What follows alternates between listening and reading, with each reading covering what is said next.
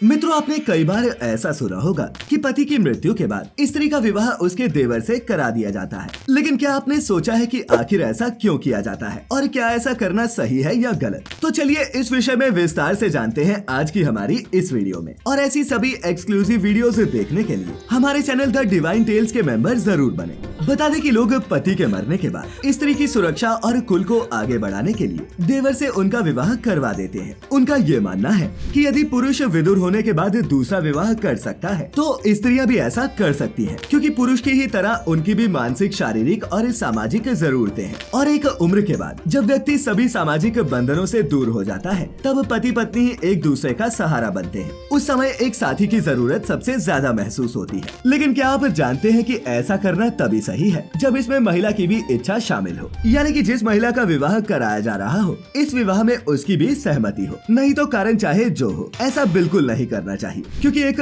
स्त्री के लिए अपने छोटे भाई या फिर बेटे के समान देवर को पति के रूप में अपनाना मुश्किल होता है और ये आपकी सोच से परे है। वैसे बता दें कि ये सब कुछ आज से नहीं बल्कि पुरातन काल से होता आ रहा है। कहा जाता है कि अयोध्या नंदन प्रभु राम ने दशानन रावण का वध करने के बाद जब विभीषण का राज्याभिषेक किया तब उस समय उन्होंने ऐसा ही कुछ प्रस्ताव रावण की पत्नी महारानी मंदोदरी के सामने रखा। उन्होंने मंदोदरी से विभीषण के साथ विवाह करने का निवेदन किया। अब मित्रों, एक पतिव्रता महिला के लिए ये कितना कठिन होता है इस बात का अंदाजा आप इससे लगा सकते हैं कि ये सुनते ही मंदोदरी के पैरों के नीचे से मानो जमीन ही खिसक गई। उन्होंने कई दिनों तक खुद को एक कक्ष में बंद करके रखा और फिर जब वो कई दिनों के बाद बाहर आई तब उन्होंने बहुत संकोच करते हुए इस प्रस्ताव को स्वीकार कर लिया और अपने देवर विभीषण से विवाह किया। कहते हैं कि लंकापति रावण की भी यही अभिलाषा थी। कहते हैं कि जब उसके आखिरी समय में मंदोदरी उससे मिलने गई तब दशानन ने कहा था कि मुझे तो प्रभु श्री राम के हाथों मरकर मोक्ष मिल गया, लेकिन विभीषण हमेशा धर्म के मार्ग पर चला है, उसे राजपाट चलाने की उतनी समझ नहीं,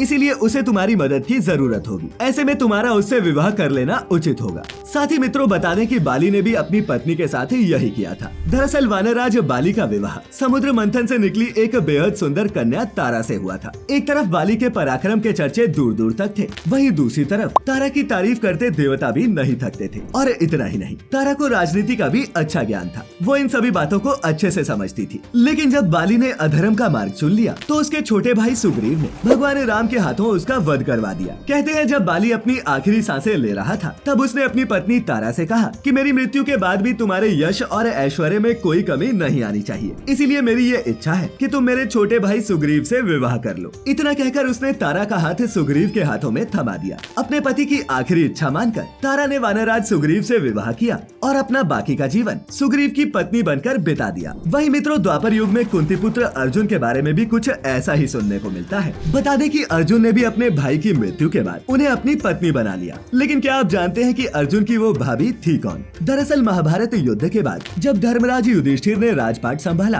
तो पारिवारिक संबंधों का नया अध्याय लिखने का प्रयास किया गया, जिसके कारण धृतराष्ट्र पुत्र दुर्योधन की पत्नी भानुमति के सामने अर्जुन से विवाह करने का प्रस्ताव रखा गया। अब भानुमति के लिए ऐसा करना बहुत मुश्किल था, क्योंकि उसने दुर्योधन को भी अपने पति के रूप में बहुत मुश्किल से स्वीकार किया था। ऐसे में खुद को पुनः विवाह के लिए तैयार करना, वो भी अपने देवर से, ये उसके लिए बहुत बड़ी बात थी। लेकिन फिर सभी के बारे में सोचते हुए उन्होंने ये विवाह का प्रस्ताव स्वीकार कर लिया और अर्जुन से विवाह किया। लेकिन मित्रों, बता दें कि धर्म के जानकारों का कहना है कि ऐसा करना बिल्कुल उचित नहीं। उनके अनुसार आमतौर पर विधवा स्त्री का विवाह उसके देवर से उनके वंश को आगे बढ़ाने के लिए कराया जाता है। लेकिन धर्म शास्त्रों के अनुसार अगर किसी महिला के पति का निधन हो जाए तो उसे अपनी स्वतंत्रता के द्वार खुद खोलने चाहिए। उसे अपना ध्यान पूजा पाठ और सत्कर्मों में लगाना चाहिए। दूसरों की सेवा कर अपना मन शांत रखना चाहिए, न कि देवर से शादी करनी चाहिए, क्योंकि शास्त्रों में ऐसा कहीं नहीं लिखा कि यदि किसी स्त्री की कोई संतान न हो तो मृत्यु के बाद उसे मोक्ष नहीं मिलेगा, बल्कि ऐसी स्थिति में उसे अपने मन को परमात्मा के चरणों में लगाकर सब कुछ उन्हीं को सौंप देना चाहिए।